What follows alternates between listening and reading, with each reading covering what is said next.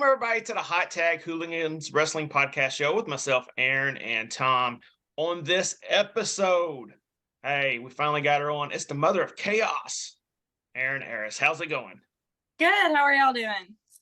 Doing well. So let's start right there with that moniker, the mother of chaos. I mean, that's kind of scary in a way, but it could also be someone who's just very mischievous and who will disrupt at any time. So what is your feelings of who the mother of chaos really is? So I actually wrestle under the Queen of Chaos, Aryn Eris. Yeah, that's my moniker. So the Queen of Chaos really originates from that part of me, for so long that, I didn't let out. I didn't, show everybody. And I was like, it's time to show everybody, that I am a girl. I might be small, but, wherever I go, chaos follows. And that's why I am the Queen of Chaos. Now, you said that because you're short. Now, how tall are you? I'm 5'5". Well, that's not too short. That's not too short at all.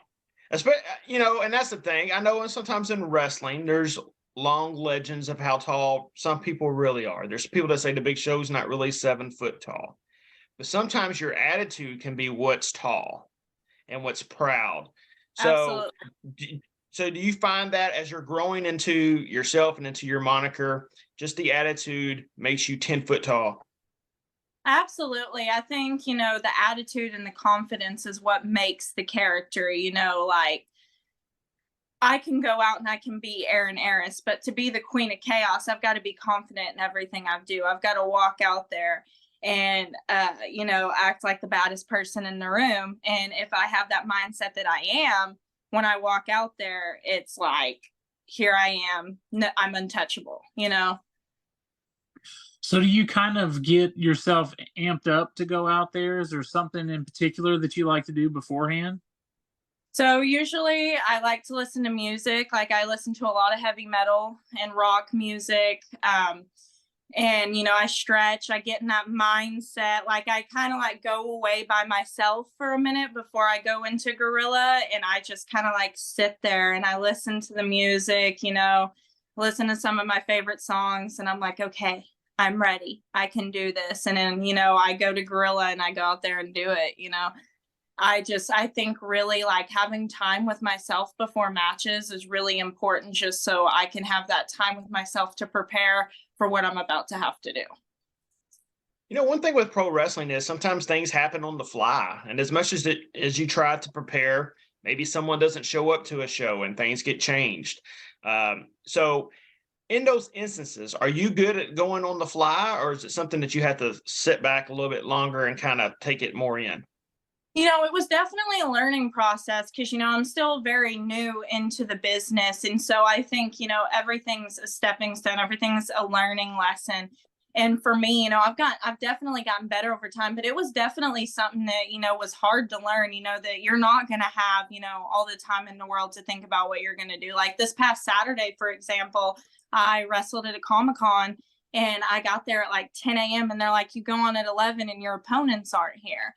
And so, they literally got there 15 minutes before we went out the curtain. And it's just let's just, we know what we got to do. Let's just communicate and, get it done, and like I said, over time, it's become a learning lesson. But I've found that for some reason now, my matches that I don't sit and think about step by step are the matches that are the best that I've had, because I'm more relaxed. I'm not having to remember 100 things. Now, is there anything that has happened that you would want to share that helped you learn sort of those processes? Things that might have come up that you learned that you either aren't going to do something that same way, or that maybe you were like, I'm definitely doing this again because it worked? Yeah, absolutely. I've had good and bad experiences doing it. The guys I wrestle with have been a lot of help too, just calming my nerves with it. But, I had a show a few months ago and the girl, we were supposed to be first match on the card. She didn't get there till the first match was over. And, she was just not in the right mindset. She should have not been there. And, I went out and did it and it looked like crap, and it's something I regret. in those instances, I wish, back then I would have had the voice, I would have stood up for myself more and not done those things. But now I know. So I try not to be so hard on myself and look at it as a learning process. But then too, like if I look at the positive side, of sometimes having to call things on the fly, I don't have time to think of like, okay, I got to do this and that. The same stuff I always do. Sometimes when I'm out there, I try something new and it turns out really good for me. And like I said, I just learn from it and it's become really helpful. And like I said, my confidence and my character, it's opened my eyes to a lot. Something a lot of people don't know when we have guests on the podcast, our first interactions with the people are literally just minutes before we go on air, unless it's someone that we have met at a wrestling show and we've become, developed the bond with. And just meeting you already, you're a fantastic talker. Well, thank you. And you're coming across really well. So is that, and one thing that hurts a lot of people in wrestling is their promo skills. And, and I've interviewed a lot of talent. So has Tom. And they always said, the thing I've always had trouble with is just public speaking and talking in front of people. But right here, right now, you're coming across really well. Is it something that you've kind of mastered or you've just always been good at? I've always been very social, but from day one, when I started training in wrestling, like my mic, when I'm handed a mic, that's my comfort zone. And I mean, it's so weird because like you said, for most people, it's not. And for me, that's where I thrive. Like I started out, in my training as a ref. And then I cut a promo one day in training and they're like, you need to be a manager. And I started talking for the faction that I was with. And, now when I go out to my matches, a lot of times they give me a live mic and it's like, I don't know what it is, but that's my comfort zone. Like that was the easiest thing for me to do when it came to wrestling was the promo skills, because I just like I said, I've always been super social and it just came naturally to me. Like, and that was the thing I was the most scared about, ironically. So you mentioned being a ref.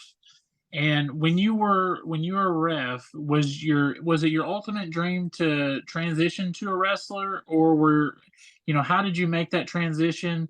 And I got to give you props for even being a ref for a short period of time, because I think that's got to be the hardest thing in the world to actually do correctly. Absolutely. Like, so I went in, I've wanted to wrestle since I was little. Like my dad got me into it from a very young age. So I wanted to be a wrestler from the second, I was interested in starting at a dojo. But right off the bat, when I first started wrestling, I broke my wrist and my arm. I broke my wrist and fractured my forearm. And so it put me out like right off the bat for a while. And, even when I came back and it was healing, I couldn't wrestle, I couldn't do a lot of the things and I wanted to be a part of it. And I was like, I want to work on something. Let me do something. And they started teaching me how to ref. And I will tell you, it gave me a newfound respect for refs, because that is a hard job and they do not get enough credit, because, you are responsible, for realizing if something is off, someone is hurt. You're also responsible for knowing spots. It's just as important as wrestling, if not more. Yeah, I mean, your timing has to be impeccable because you got to be in the right spot at the right time. You got to stay out of the way when you're supposed to be staying out of the way. And I think, growing up as a fan of wrestling, yes, we would pay attention to referees when they were kind of involved in the storyline. But outside of that, they were just kind of like a side character. And as wrestling has evolved, referees have become more important when it comes to storylines, when it comes to moving things forward. For certain people, there are certain refs now that when I watch the sport, I'm happy to see that they're refing the match because I feel like they're not going to take too much away from a wrestler. And so when you look at yourself transitioning over top of that, though, just getting that knowledge of timing, I'm sure helps you out as far as being a wrestler. Absolutely. Like, I'll be honest, my footwork was crap before I started reffing. And, like you said, having to learn where to be at the right moment and the right time and all these spots, my footwork, like, it improved tremendously. And, my timing and my hesitation, like it improved a lot of that. And like, I remember when I was reffing, I hated it. I was like, I want to wrestle. I'm here to wrestle. But now I look back at it and I'm like, if I wouldn't have done that, I probably wouldn't have be where I am today, because it ultimately was like, I feel like the main thing it helped me in my growth process. Misty Marks is someone who also started off as a wrestler, and she told me once that when she first started reffing, she caught herself, unfortunately, being a fan of the match sometimes, and just totally like she get blown away about the match that was going on and totally forget, oh, wait a minute, I got a ref. I'm supposed to be counting now. Did you ever feel that as well? Absolutely. My first show I reffed was was with the company, that I'm with now, my home promotion. And I had just started getting really close with a lot of these guys. And I reffed a match for the faction that at the time I didn't know I was going to be a part of. And I remember just being like, I want to work with these guys. Like, these are my people. Like, I'm going to have so much fun if I get to work with them. And that's kind of how like Chaos Inc., like me becoming a part of Chaos Inc., the faction I'm with, started.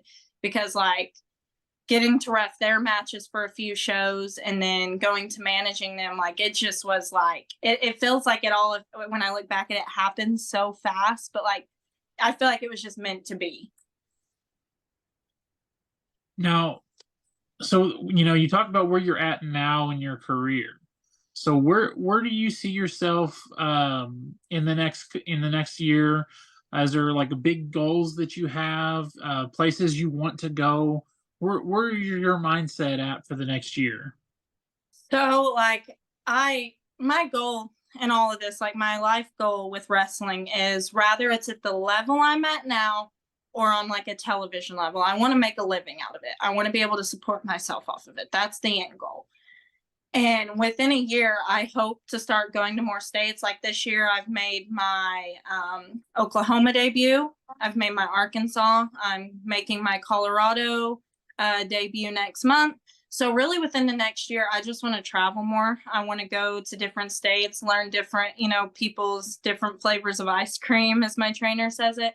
Like, I just want to learn from different people and grow. Like, another big goal for me this year is I want to wrestle people, who at least have 5 more years of experience than me, so I can learn from them and grow from what they've learned in their journey. Are you scared of being overwhelmed by that? You mentioned, wrestling someone who's 5 years older. So if you were thrown into a match with someone like a Holiday, or something like that, who has a lot of experience, a Thunder Rosa, maybe from Mission Pro Wrestling as well, do you think you would be scared of that opportunity? I don't necessarily say I'd be scared. Would I be nervous? Yes. But I think as I've gotten deeper into the pro wrestling industry, I've learned that sometimes I do thrive under pressure, and it motivates me, to be a better version of Aryn Eris, each match, just to be better. And so like I've found with working people who do have more experience than me, I do, mouth shut, ears open. I take it as a learning experience, because at the end of the day, I want to be better. And, maybe 5 years, someone can look at me and be like, I want to learn from her. And if I always see like in wrestling, like I've seen how much has been given back to me, and I want to give back to the business one day. So is there any specific styles or specific people that you would like to work to learn from? There is a list. Top of my list would have to be Deonna Purrazzo. I love Deonna. There's just something about the way she works, but yes, her big moves are good. But the reason her big moves are good is because her in-between stuff, she makes it matter. I found with wrestling, your finisher is important, but what you do in between the move you did here and your finish is what's important. That's what tells the story. And I think when I look at Deonna and I watch her storytelling, it's like poetic, it's like art. And that's what I look for in wrestling, is like, if I can connect to someone and connect to their style. And I think like, Deonna is definitely up there for me for sure. You made an interesting point. So what are your thoughts about 15 super kicks a match, 15 moonsaults a match, 5 suicide dives a match? Because it sounds like to me you're kind of like a wrestling purist, and I may be wrong. You want wrestling for the art form more than the entertainment. Is that true? Absolutely. See, like I get so frustrated with some like wrestling nowadays sometimes because like I'll be watching stuff and I'll have to turn it off sometimes because I just get like pissed off because like I think it is pointless. Like if 30 seconds into a match, you hit like a 450 or something, there's no point in that. What and then like you go on to have a match, like you killed your finish doing it right off the gate like that. Like for me, I think if you build to something, like I said, it's storytelling, it's overcoming stuff, like I don't know, like when I watch matches and I'm like you said, it's super kick after super kick, I'm like, it's not impactful. So why do you keep doing it? Like it doesn't make sense to me. I think back to a year ago at my home promotion, we had our first ever ladder match. And the two guys that were in the ladder match were named Mac the Franchise and Jester.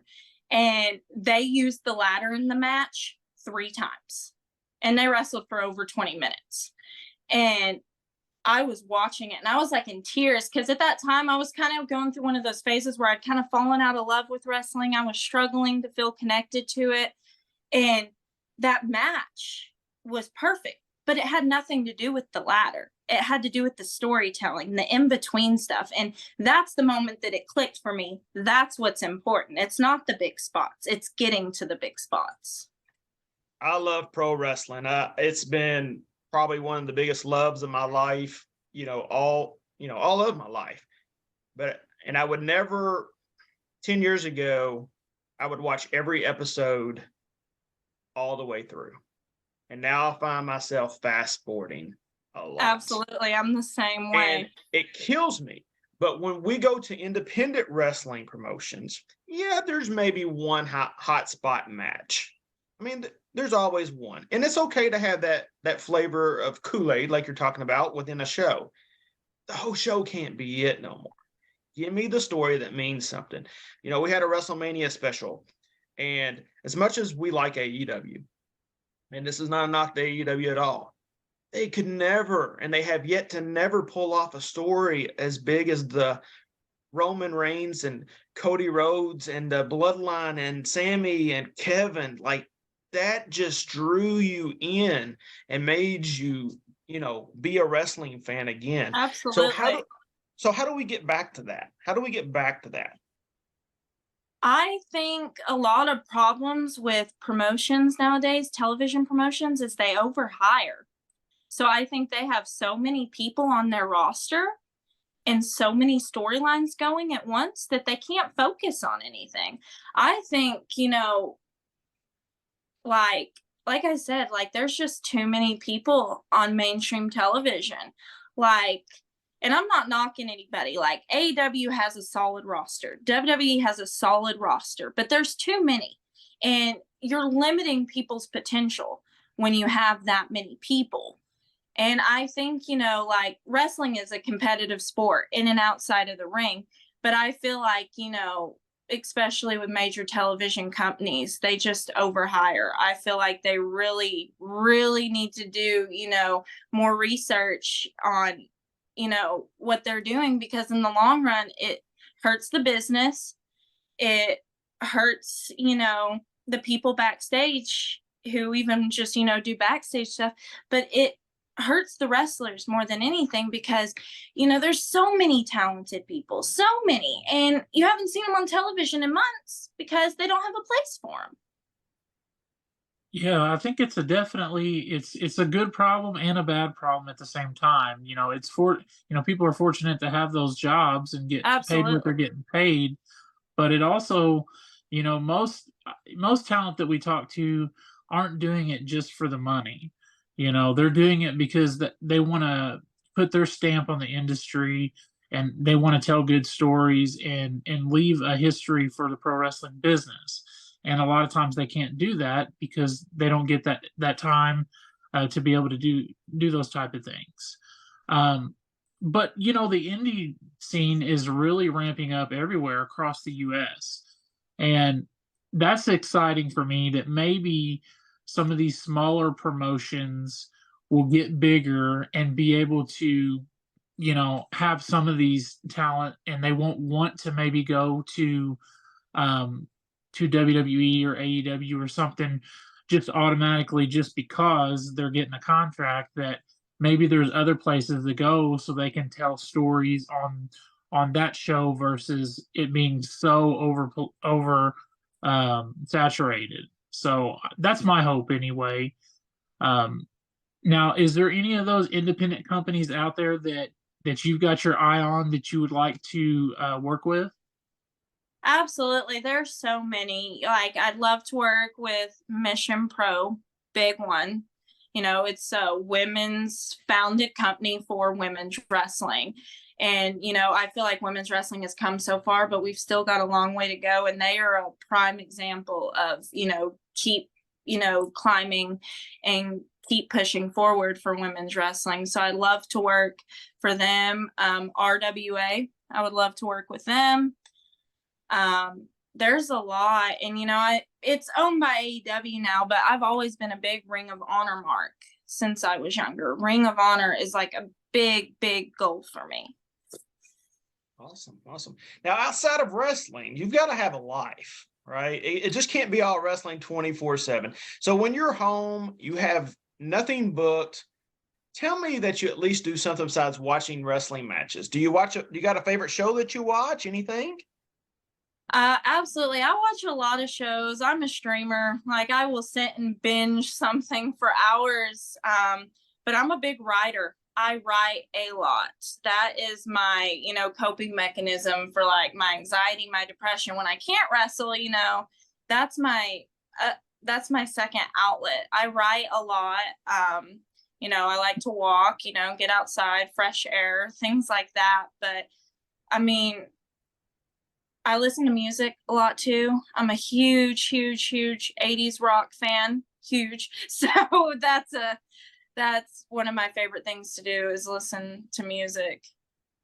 See, Tom, she's young and she still likes 80s rock. See, I just recently went and watched Foreigner and Chicago, and Tom just kind of looked at me like, you're so old. And I'm just like, what are you talking about? Like, that's some good music. Like, yes, I love Foreigner. I actually last August got to see I did the North American Stadium tour with Poison, Joan Jett, Motley Crue, and Def Leppard. And Def Leppard and Motley Crue are two of my favorite bands of all time. So that was amazing. And then I'm going to see Metallica in August in Dallas. So I'm super excited for that one. But yes, 80s rock is like, I like some music nowadays, but music back then meant something. What people wrote had a purpose, and music is missing that nowadays. So I love 80s and 90s music. See, it's not that I don't like older music. It's just a different. That's not necessarily my genre. I just recently got to see the Billy Joel concert in Nashville, and it was fantastic. That's cool.